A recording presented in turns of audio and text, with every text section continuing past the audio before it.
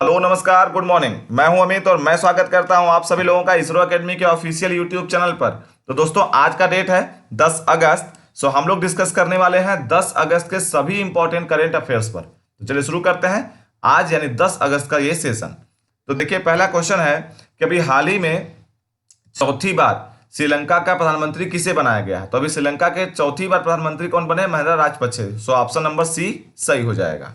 ठीक है, next question लेते हैं। नेक्स्ट क्वेश्चन है कि राष्ट्रीय स्वच्छता केंद्र का उद्घाटन किसने किया। तो देखिए, अभी दिल्ली के राजघाट पर जो है राष्ट्रीय स्वच्छता केंद्र का उद्घाटन हमारे देश के पीएम मिस्टर नरेंद्र मोदी ने किया है। तो ऑप्शन नंबर डी सही हो जाएगा। ये कहां पर है? दिल्ली के राजघाट पर। यहीं पर गांधी जी का समाधि भी है, ये भी शायद आप लोग को पता होगा। और आगे बात करें तो ये क्या है? इंटरेक्टिव अनुभव केंद्र के रूप में इसे बनाया गया है। तो ये भी आपको ध्यान में रखना है।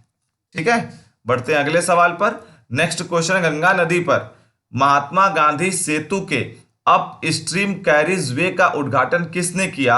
तो हमारे देश में एमएसएमई मिनिस्टर है मिस्टर नितिन गडकरी, और उन्हीं के द्वारा यह किया गया। तो ऑप्शन नंबर ए सही हो जाएगा।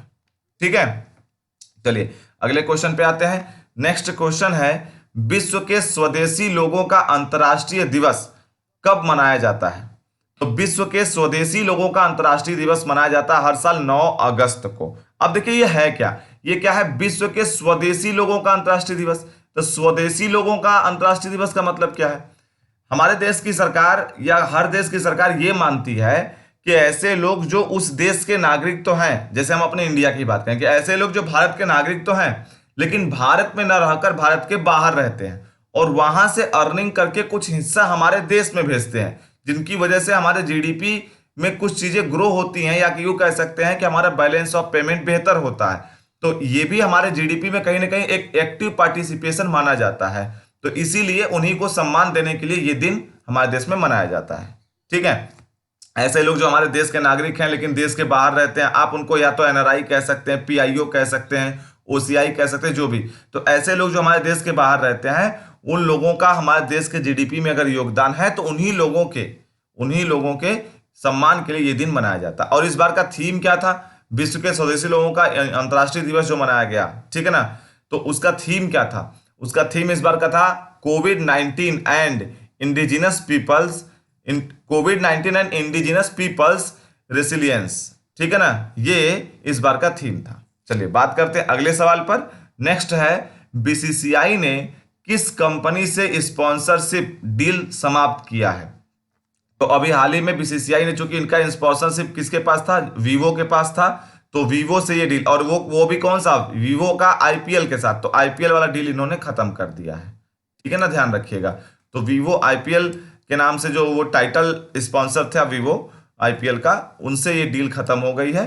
फिलहाल के लिए बहुत इसका बात भी चल रहा था कि चाइनीज कंपनी को जब बैन कर रहे हैं तो फिर बीसीसीआई वीवो को क्यों लेके चली ऐसे वैसे। तो जो फिलहाल के लिए वीवो कंपनी को उन्होंने बैन किया है। ठीक है ना, यानी कि अपना स्पॉन्सरशिप वाला डील खत्म किया वीवो कंपनी से। अभी नया डील हुआ नहीं तो उस पर बात आगे करेंगे। चलिए बात करते हैं अगला, सिडबी के द्वारा हाल ही में कौन सा पोर्टल लॉन्च किया गया है। अच्छा देखिए, सिडबी का सबसे पहले बात कर लें अगर, तो सिडबी का फुल फॉर्म क्या है? Small industries development bank of India.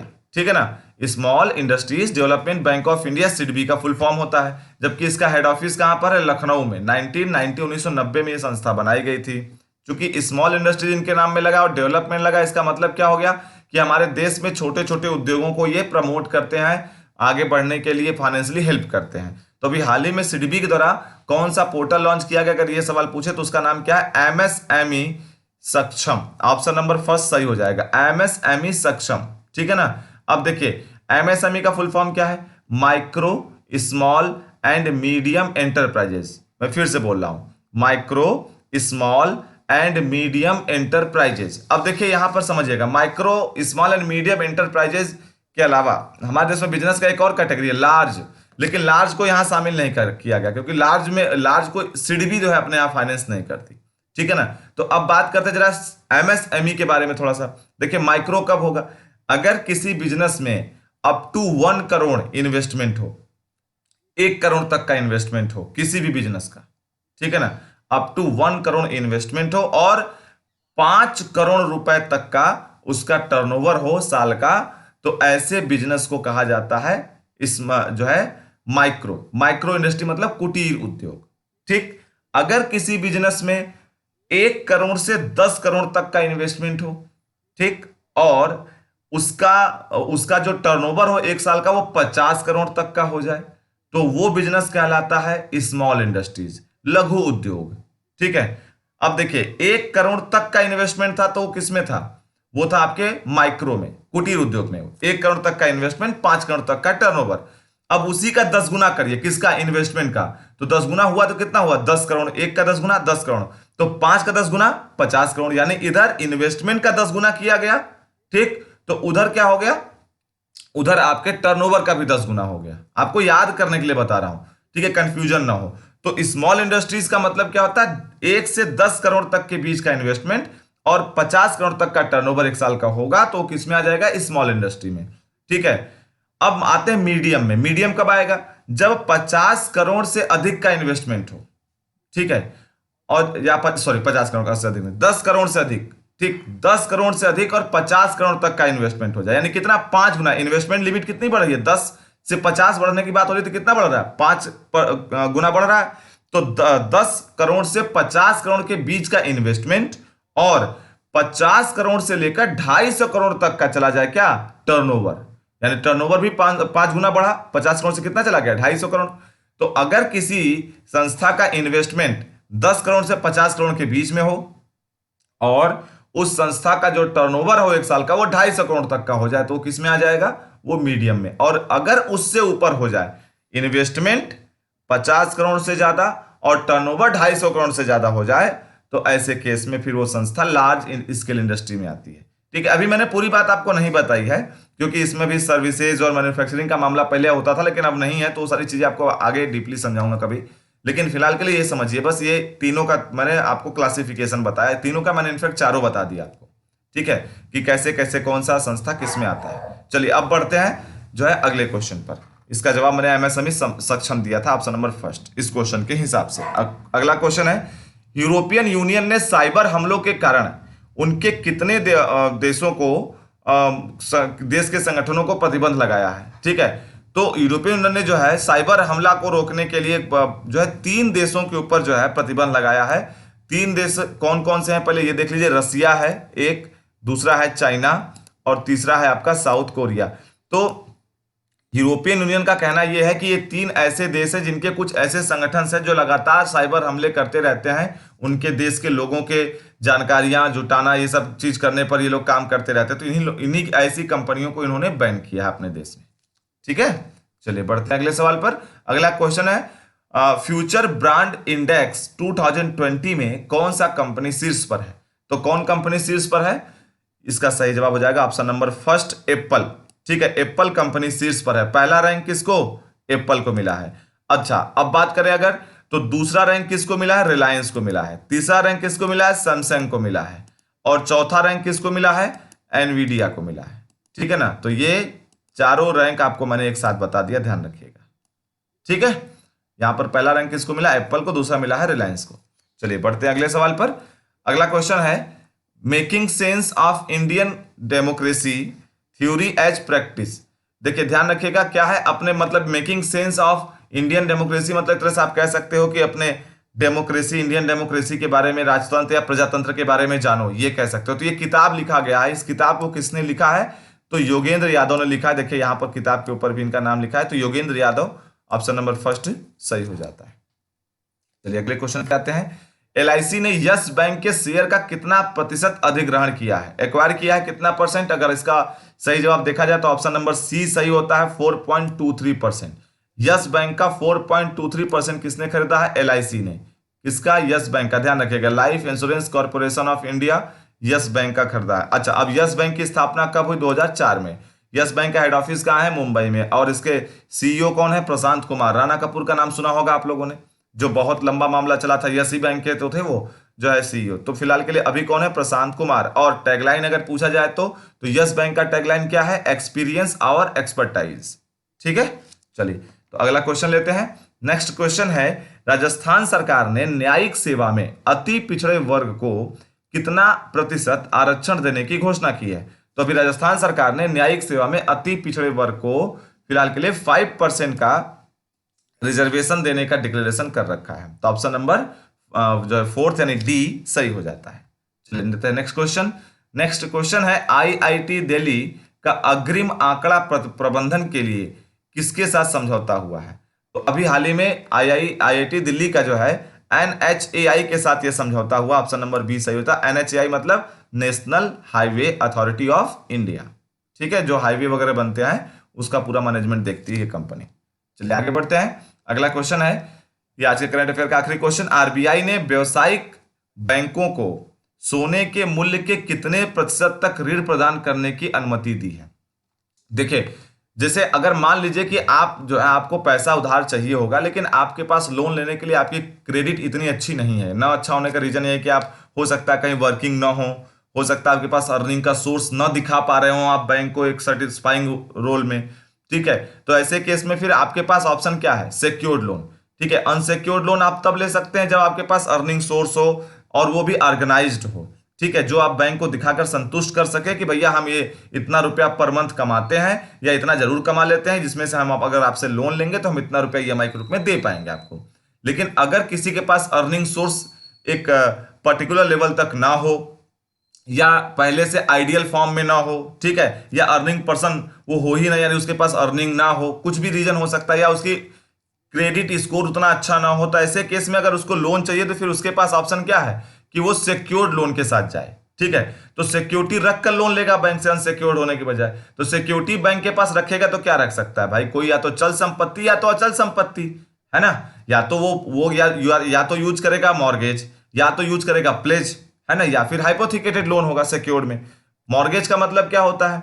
सभी तरह के आप कह सकते हैं अचल संपत्तियां, उसे मॉर्गेज कहते हैं, बंधक, ठीक है ना, हिंदी में कहते हैं बंधक। मॉर्गेज का मतलब सभी तरह के नॉन मूवेबल असेट्स, ऐसी संपत्तियां जो अपना स्थान नहीं बदल सकती, जैसे जमीन हो गया, घर हो गया, है ना, बड़े बड़े मशीनरीज हो गए, ये सब क्या बना, अगर इसके अगेंस्ट में बैंक लोन दे तो क्या कहलाता है? वो कहलाता है आपका मॉर्गेज। अच्छा, एक लोन और होता है जिसको कहते हैं प्लेज। अब प्लेज का हिंदी होता है गिरवी। सभी तरह के मूवेबल असेट्स के अगेंस्ट में अगर बैंक लोन दे तो उसे कहते हैं प्लेज। जैसे हो गया गोल्ड, जैसे हो गया एफडी रिसिप्ट, जैसे हो गया आपका बाइक, ठीक है, ऐसी वस्तुएं जो अपना स्थान बदल सकती हैं, ठीक है ना। और उन स्थान बदलने वाली वस्तुओं के बदले में अगर बैंक आपको लोन दे तो उसे कहा जाता है क्या? प्लेज, जो है उसे कहते हैं हिंदी में गिरवी, ठीक है। और एक होता है आपका हाइपोथिकेशन, हिंदी में कहते हैं उसको दृष्टि बंधक। हाइपोथिकेशन का मतलब क्या है? ऐसा कोई भी लोन बैंक दे जिस भी वस्तु को या संपत्ति को खरीदने के लिए बैंक आपको लोन दे, उसी संपत्ति को बैंक सिक्योरिटी भी मान ले। जैसे मान लीजिए किसी ए नाम के व्यक्ति ने एक बाइक खरीदने के लिए या 4 व्हीलर खरीदने के लिए बैंक से लोन लिया, तो बैंक क्या करेगा? बैंक उसको हाइपोथिकेशन लोन देगा, दृष्टि बंधक ऋण देगा। कैसा? इसका मतलब क्या होगा? बैंक इनडायरेक्टली उससे क्या कह रहा है कि तुम हमसे पैसा लेकर तुम गाड़ी खरीदो, लेकिन जिस दिन तुम पैसा गाड़ी का जो लोन का ईएमआई है वो हमको देना बंद कर दोगे, हम उसी दिन तुम्हारी गाड़ी खिंचवा लेंगे, मतलब गाड़ी वापस ले लेंगे, और गाड़ी हम लेकर वापस उसे बेचकर अपना पैसा वसूल कर लेंगे। मतलब गाड़ी का पूरी तरीकों से पूर्णतया अधिकार या कह सकते हैं ऑनरशिप उस व्यक्ति का तब तक नहीं होगा जब तक वो व्यक्ति लोन का पूरा पैसा वापस करके बैंक से एनओसी यानी नो ऑब्जेक्शन सर्टिफिकेट नहीं ले लेता है, तब तक उसके पास पूरा अधिकार नहीं होगा। उसे कहते हैं हाइपोथिकेशन। तो फिलहाल के लिए यहां पर देखिए गोल्ड के अगेंस्ट में लोन देने की बात हो रही है। मैंने आपको पूरा समझाने की कोशिश किया, लेकिन मैं यहां पर बात करूंगा अगर तो गोल्ड के अगेंस्ट में लोन देने की बात की जा रही है तो गोल्ड क्या है? मूवेबल असेट है कि नॉन मूवेबल? तो देखा जाए तो ये क्या है? मूवेबल असेट, यानी अपना स्थान ये बदल सकता है। तो सोने के द्वारा अगर आप कोई स्थान बदला जा सकता है तो वो गिरवी में आएगा। अब इसके बदले में बैंक लोन देगा, अगर तो सोना यानी गोल्ड अपने पास रख लेगा, बदले में लोन देगा। तो पहले आरबीआई की गाइडलाइन क्या थी कि गोल्ड के अगेंस्ट में बैंक जो लोन देगा उसके वैल्यू का 75% ही दे पाएगा, ठीक है। ये कहा जाता था, पहले का जो नियम था 75%। अब मान लीजिए कि कोई व्यक्ति है जो बैंक के पास लोन लेने जाता है और उस व्यक्ति को लोन लेने के लिए उसने गोल्ड रखा बैंक के पास एज अ सिक्योरिटी, तो उसने सिक्योरिटी के रूप में जो गोल्ड रखा उस गोल्ड की वैल्यू पहले निकाली जाएगी। तो मार्केट वैल्यू उसकी निकल के आती है 4 लाख रुपया या 5 लाख रुपया। तो 5 लाख रुपए का अधिकतम उसको क्या मिल सकता है? 75%, ठीक है ना। तो ध्यान रखने वाली बात क्या है कि जितना भी परसेंटेज उसको जितना भी वैल्यू उसके द्वारा रखे गए गोल्ड की होगी मार्केट में, उसी के हिसाब से उसका 75% उसको लोन मिल सकता था पहले के हिसाब से। जिसको अब आरबीआई ने क्या कर दिया है, इंक्रीज कर दिया है, और इंक्रीज करके कितना कर दिया, 90%। सो ऑप्शन नंबर डी इस सवाल के हिसाब से सही हो जाता है कि जो भी व्यक्ति अगर गोल्ड के अगेंस्ट में बैंक से लोन लेगा तो बैंक उसको अब उस गोल्ड के मार्केट वैल्यू का, एट प्रेजेंट मार्केट वैल्यू का 90% तक लोन दे सकती है। उम्मीद है आपको बात समझ में आया होगा। ये जो मैंने अभी आपको समझाया पूरा मामला, इसमें मैंने आपको सिक्योरिटी के प्रकार भी बता दिए, क्या कौन क्या होता है, और ये भी। अच्छा, अब ये देखिए जो होता है, अब जैसे अभी 25% बैंक नहीं दे रहा था ना, पहले भाई 75% अधिकतम दे सकता था। 100 रुपए का सोना होगा, ठीक है, मान लीजिए आपके पास 100 रुपए का जो है बरेली का झुमका 100 रुपए का लिए आप और लेके चले गए बैंक के पास, तो बैंक अधिकतम कितना दे सकता था, 75 रुपया। अब आपका लेके जाएंगे बरेली का झुमका 100 रुपए का, तो आपको अधिकतम कितना मिलेगा, 90 रुपया। तो यहाँ 25 रुपया क्या रख रहा है बैंक, मार्जिन, और यहाँ भी यहाँ कितना रख रहा है, 10 रुपया मार्जिन, ठीक है। इसका मतलब आपको क्या समझ में आया कि बैंक कभी भी 100% सिक्योरिटी पे 100% का लोन नहीं देता है, ठीक है। ऐसा करेगा तो जब मान लीजिए 100 रुपए का लोन, सिक्योरिटी पे 100 रुपए का लोन बांट देगा, तो जब इंटरेस्ट जुड़ेगा उस पर, तो इंटरेस्ट की वैल्यू जुड़ने से उस प्रिंसिपल अमाउंट में वो लोन की वैल्यू सिक्योरिटी की वैल्यू से ज्यादा हो जाएगी, तो कोई कस्टमर लोन ही वापस नहीं करेगा, तो बैंक का नुकसान होगा। इसलिए बैंक थोड़ा मार्जिन रखता है। तो पहले मार्जिन कितना था, 25%, अब कितना मार्जिन है, 10% गोल्ड के अगेंस्ट में लोन पर। यह बात इस तरीके से क्यों समझा रहा हूं, क्योंकि उल्टा सवाल भी बन सकता है कि आरबीआई के हिसाब से या नियमानुसार अब कमर्शियल बैंक गोल्ड के अगेंस्ट में लोन देने के लिए कितना परसेंट मार्जिन रख सकते हैं, तो पहले 25% रख सकते थे, अब 10% रख सकते हैं। ये भी आपको समझना है। तो एग्जैक्ट वैल्यू आपको उधर से भी समझनी, दोनों तरफ से आपको लेके चलना, ताकि आपको किसी तरह की कोई दिक्कत ना हो एग्जाम में जब ऐसे क्वेश्चन आप देखें तो, ठीक है ना। अब बढ़ते हैं current affair at a glance पर। तो पहला क्वेश्चन मैंने आपको क्या बोला, चौथी बार श्रीलंका का प्रधानमंत्री किसे बनाया गया, महिंद्रा राजपक्षे को। राष्ट्रीय अध्यक्ष राष्ट्रीय स्वच्छता केंद्र का उद्घाटन किसने किया है, तो नरेंद्र मोदी जी ने किया है। गंगा नदी पर महात्मा गांधी सेतु के अपस्ट्रीम कैरिज वे का उद्घाटन किसने किया, नितिन गडकरी ने किया है। विश्व के स्वदेशी लोगों का अंतर्राष्ट्रीय दिवस कब मनाया जाता है, तो ये 9 अगस्त को हर साल मनाया जाता है। बीसीसीआई ने किस कंपनी से स्पॉन्सरशिप डील समाप्त किया है, तो वीवो से किया है आईपीएल के लिए। सिडबी के द्वारा हाल ही में कौन सा पोर्टल लॉन्च किया गया है, तो एमएसएमई सक्षम के नाम से ये पोर्टल लॉन्च हुआ है। यूरोपियन यूनियन ने साइबर हमलों के कारण कितने देशों के संगठनों पर प्रतिबंध लगाया है, तो 3 देशों के ऊपर लगाया है, चाइना, रसिया और साउथ कोरिया। नेक्स्ट लेते हैं, फ्यूचर ब्रांड इंडेक्स 2020 में कौन सी कंपनी शीर्ष पर है, तो एप्पल है। Making sense of Indian democracy theory as practice नामक पुस्तक किसने लिखा है, तो योगेंद्र यादव ने लिखा है। एलआईसी ने यस बैंक के शेयर का कितना परसेंट अधिग्रहण किया, 4.23%। राजस्थान सरकार ने न्यायिक सेवा में अति पिछड़े वर्ग को कितना प्रतिशत आरक्षण देने की घोषणा की, 5%।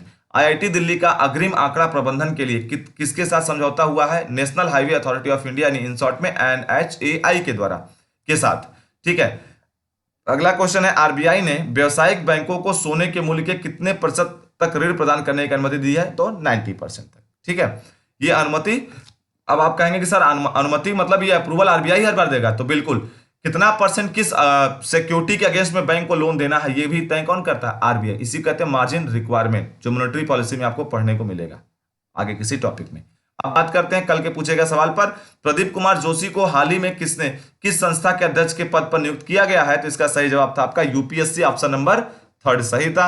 यूनियन पब्लिक सर्विस कमीशन का अध्यक्ष बनाया गया है, इसका सही जवाब देने वाले बहुत सारे लोग थे। देखते हैं कौन कौन लोग हैं, तो श्वेता तिवारी, पूजा मौर्य, अंकिता सिंह, सोनू यादव, अर्चना कुमारी, पवन मिश्रा, आलोक श्रीवास्तव, गोपाल पांडे, ऋषिका वर्मा, अमित कुमार सिंह, विनय गौरव, अमरनाथ मौर्य, लाभ्या आजमी, अतुल श्रीवास्तव, अमीषा सिंह, ललित मोहन पांडे, साधना देवी, विराट कुमार, विनोद पासवान, अंजलि तिवारी, मोनू सिंह, अश्वनी आर्य, राकेश सोनी, शिवेंद्र शुक्ला, शिवम सिंह, संदीप सिंह, चंचल मौर्य, मनीष मिश्रा, योगेश गिरी, कार्तिकेय श्रीवास्तव, विशाल सिंह, रितेश दुबे, गरिमा पांडे, शिवानी सिंह, संस्कृति यादव, दीप्ति सिंह, सतीश कुमार बर्नवाल, उत्कर्ष सिंह राजपूत, जयप्रकाश पटेल, गौरव पांडे, अनुराग वर्मा, आकाश विश्वकर्मा, राजकुमार बाबू, अर्चना राय, रोशनी मौर्य, गार्गी दुबे, अनुराग त्रिपाठी, विकास पटेल, अंगद ठाकुर, शिशिर बर्नवाल, मैथिली मौर्य, कुंवर अवनिमेश बहादुर, अजय सिंह, अंजलि मिश्रा, अंकित यादव, प्राची गुप्ता, संजय यादव, पीहू गुप्ता, विभोर सिंह, वैभव सिंह और सुनील सिंह। इतने लोगों ने इसका सही जवाब दिया है। तो आप लोगों को बहुत बहुत धन्यवाद और शुभकामनाएं भी कि आप लोगों ने जवाब अटेम्प्ट किया और आपका जवाब सही है। तो ऐसे ही आगे भी जवाब देते रहिए, कमेंट बॉक्स भरते रहिए, जितना अधिक से अधिक आप लोग जवाब देकर भरते रहेंगे हमें उतना ही अच्छा लगेगा और हमको मोटिवेशन भी मिलेगा,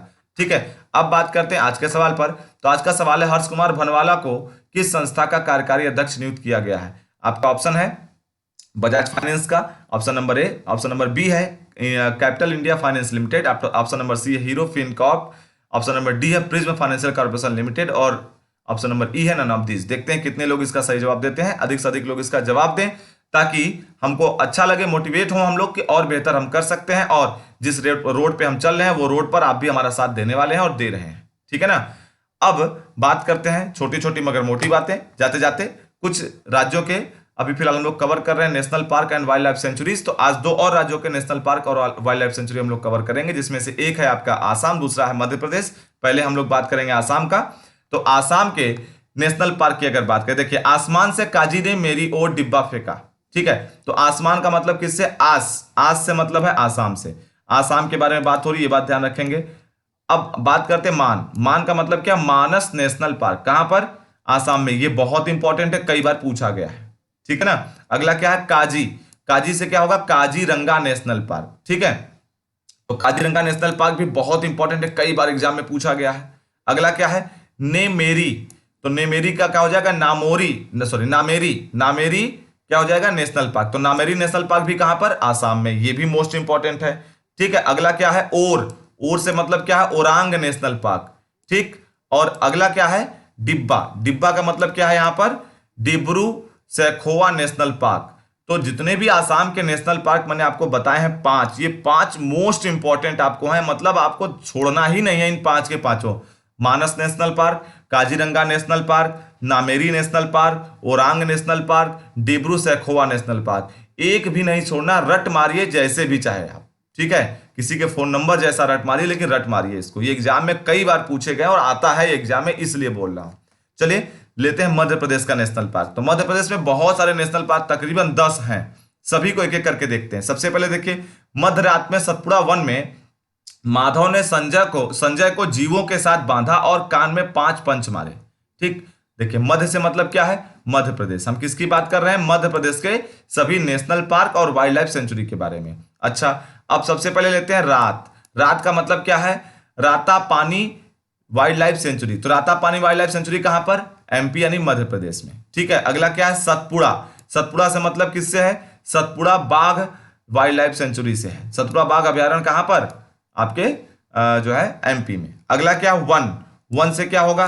तो वन का है वन विहार नेशनल पार्क। कहां पर? एमपी में। ठीक, नेक्स्ट है माधव से मतलब क्या है? Madhav national park. कहां पर? एमपी में। ठीक, नेक्स्ट है संजय से मतलब क्या है? संजय गांधी नेशनल पार्क भी कहां पर? एमपी में। नेक्स्ट क्या है?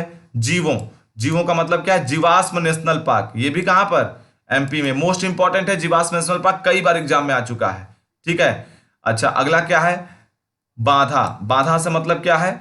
Bandhavgarh national park. ये भी इंपॉर्टेंट है। ठीक, कान से मतलब किसका है? कान्हा किसली नेशनल पार्क भी कहते हैं और कान्हा नेशनल पार्क भी कहते हैं। हालांकि कान्हा किसली आप याद रखें, ज्यादा बेहतर है। ठीक है, कान्हा नेशनल पार्क भी कह सकते हैं, कान्हा किसली भी। ठीक है, पांच का मतलब क्या है? पेंच नेशनल पार्क। ठीक है ना, पेंच नेशनल पार्क। और पंच का मतलब क्या था यहां पर? Pachmarhi national park. तो ये सब 10 के 10 आपको मैंने जो बताया मोस्ट इंपॉर्टेंट ये भी हैं, तो आपको याद रखना है। क्यों ये बात बोल रहा हूं बार बार? क्योंकि एग्जाम में आपका 1 नंबर मुझे पक्का कराना है इसके तरफ से। इस पे आपको कोई तरह का रिग्रेट ना फील हो कि यार काश पढ़ लिया होता या हमको कोई बता दिया था तो जरूर पढ़ के गए होते। मैं बता रहा हूं आपको, बस सिर्फ और सिर्फ नोट्स बनाना है। डेली डिस्कशन में आप अगर शामिल होंगे तो आपको कभी दिक्कत नहीं होगी, आपको हमेशा ये सब चीजें याद रहेंगी। ठीक है ना। तो उम्मीद करते हैं कि ये करंट अफेयर आज का आपको पसंद आया होगा। एक और बात बोलूंगा, कल कुछ लोगों ने, बहुत सारे लोगों ने जो है हमारे डिस्कशन ग्रुप में मेरे जन्मदिन को विश किया था, साथ साथ यूट्यूब के कमेंट बॉक्स में भी किया था। तो बहुत बहुत धन्यवाद आप लोगों को कि आप लोगों ने ये ध्यान रखा और मेरा दिन स्पेशल कर दिया आप लोगों ने एकदम। तो उम्मीद करते हैं कि हम लोग का ऐसे ही आगे प्यार बना रहेगा, आप लोग ऐसे ही सहयोग मुझे करते रहेंगे आगे भी, और हम लोग ऐसे ही आगे बढ़ते भी रहेंगे। ठीक है, तो मिलते हैं फिर किसी और वीडियो में, तब तक अपना ख्याल रखिएगा। धन्यवाद।